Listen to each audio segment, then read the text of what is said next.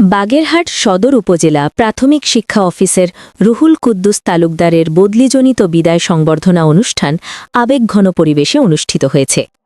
অনুষ্ঠানে উপস্থিত শিক্ষকরা অশ্রুসিক্ত নয়নে তাকে বিদায় জানান এবং তার কর্মময় জীবনের সাফল্য ও অবদানের কথা স্মরণ করেন। বাগেরহাট সদর উপজেলা মিলনায়তনে সদর উপজেলার প্রাথমিক বিদ্যালয়ের শিক্ষকবৃন্দ এ বিদায় সংবর্ধনার আয়োজন করেন। অনুষ্ঠানে প্রধান অতিথি হিসেবে উপস্থিত ছিলেন জেলা প্রাথমিক শিক্ষা অফিসার নাসরিন আক্তার।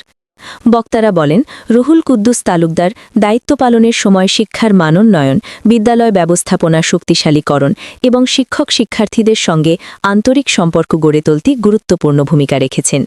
তার কর্মদক্ষতা ও মানবিক নেতৃত্ব দীর্ঘদিন স্মরণীয় হয়ে থাকবে।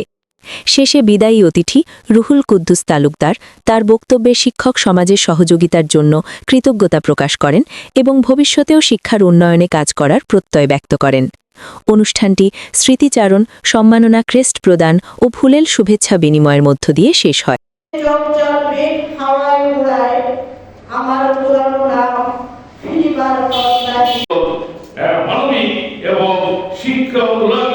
শিক্ষক বান্ধব অফিসার যারা তোমরা আসলে বাংলাদেশের চৌষট্টি জেলায় এরকম আর 5 জন আছে কিনা আমার জানা নেই।